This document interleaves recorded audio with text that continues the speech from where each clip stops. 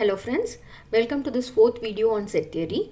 This video will concentrate on analytic proofs of set identity.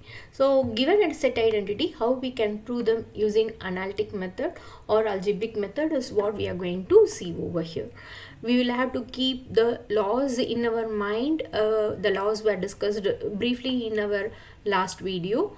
Quickly have a recollect of them when you are going to solve problems of this kind. Okay, so we will directly move to the problem solving part. The problem number 1 will be prove that A minus C intersection C minus B equal to null set analytically. There are two different ways in which a set can be defined. The first one was called as the roster form, where you take it as an roster form where you write the elements as a collection of it, like A, E, I, O, U. And the other one was called as the set builder form, where you make a statement like A is the collection of all X such that X is a vowel in English alphabet. So this second kind of notation, which is the set builder notation, is the kind of thing which we will be applying to prove any answer using analytic methods. So we will begin with, for that I noticed that there is a symbol called as minus. The difference between any two sets, the difference operator A minus B, which we saw in the operator section, is nothing but the collection of all X such that X belongs to the set A. The symbol stands for belongs to, and X does not belong to the set B. So the difference operator A minus B is defined as X belongs to A and X does not belong to B. So we will keep this basic definition in mind to prove this part analytically. We will go to the proof. LHS. We begin with A minus C. So what is A minus C? And then we have a second part with an intersection C minus B. So this is nothing but, we'll take the first part, set of all X such that X belongs to A and X does not belong to C. This is my definition for my difference, and this is got using the condition over here. And next I have an intersection. How will I write the second part? Collection of all X such that X belongs to C and X does not belong to B. So this is my combination. Now you can notice this intersection over here can be replaced with an AND. Here you see an AND, here you see an AND, here you see an AND. So you have the three symbols to be the same. When all symbols are going to be the same, when all operators are going to be the same, then we use the associative law. This was the trick which we learned in the last session. So what we are going to do is, we use the associative law to change the brackets. The brackets which are closed over here are now going to be taken for this two set of elements. So what will happen over here is, I take this and write it as collection of all X such that X belongs to A and I open bracket, X does not belong to C and X belongs to C and X does not belong to B. What law I have used? I have used the associative law. Next, I have an element that belongs to a set and I have an element that does not belong to a set. This is something like A, and stands for intersection, does not belongs to represent A bar. A intersection A bar. What is common to A and A bar? There is nothing common to A and A bar. So what will happen when I combine this x belongs to C and x does not belong to C?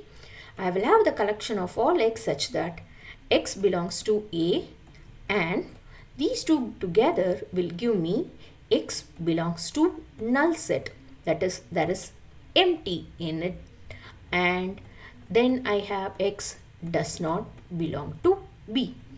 Now again we have an AND operator here, we have an AND operator here, and so I use the bracket to combine my first and the second one.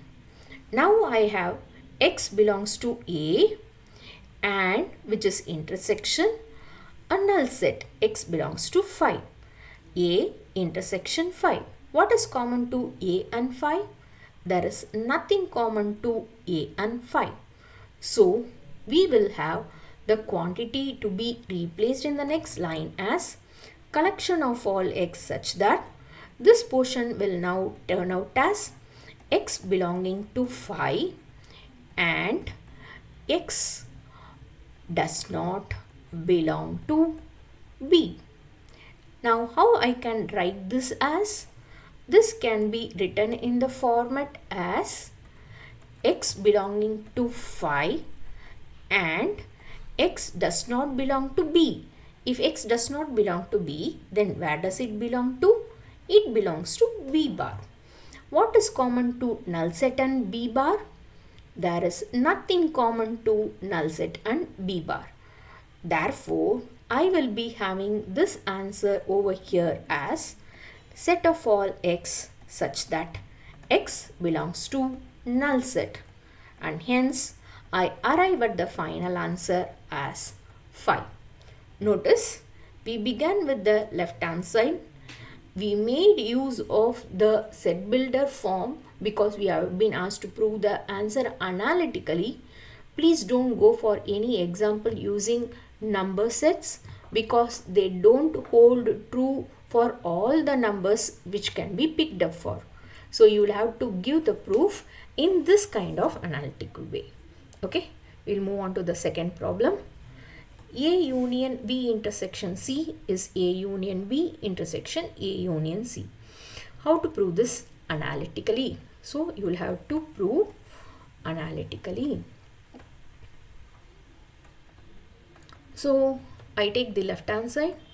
It is the collection of all x such that x belongs to A, and this union says it is OR, and then you have x belonging to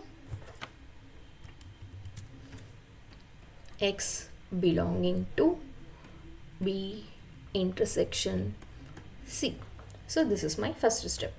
The next step, it is a collection of all x such that x belongs to A or x belongs to, how can I rewrite this as? B intersection is nothing but my AND operator, and this is going to be C. Now notice that you have a OR operator here and there is going to be an AND operator here. The operators are going to be different. When you have different operators, then we will be using the distribution law. Keep it in mind, when all the operators are same, you use associative law. When you have different operators, you use distributive law. What is meant by distributive law? This OR will operate on B separately or NOR will operate on A separately. So I will have this collection of all x such that x belongs to A or x belongs to B. This becomes one part, and then you have AND which is in between, which takes the second part of x belongs to A or x belongs to C.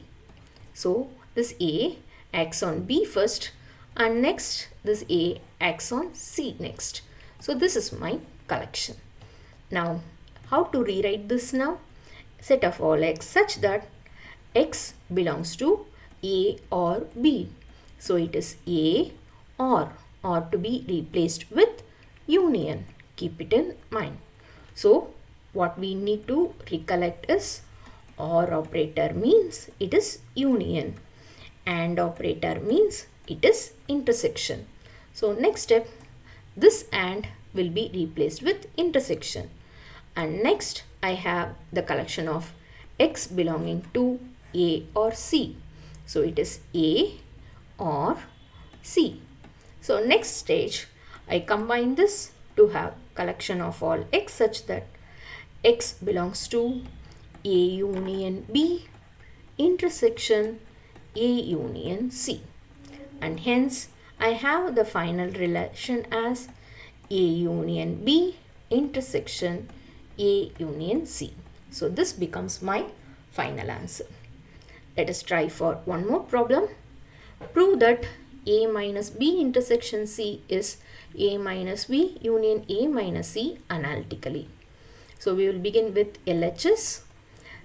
This A minus B intersection C is the collection of all X such that X belongs to A, what this minus sign say, and X does not belong to B intersection C. So this does not belong to now can be split as, what can you do over here, is going to be set of all X such that X belongs to A and X belongs to B intersection C the whole bar. Does not belong to means then it belongs to its complement. What is the complement? It is going to be the bar of it. What do we know by De Morgan's law? We know by De Morgan's law that whenever we have A intersection B the whole bar, it can be split and written as B bar. Intersection will become union and this will become C bar. So I have X belonging to A and X belonging to B bar union C bar. Now in the next stage, it is the set of all X such that X belongs to A. This AND operator is replaced with intersection X belonging to B bar union C bar.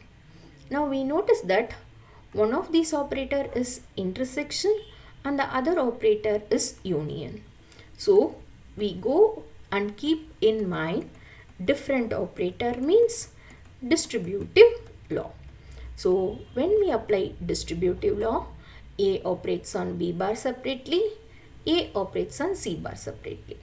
Now applying this, what we will be having is set of all X such that X belongs to A intersection your X belongs to B bar.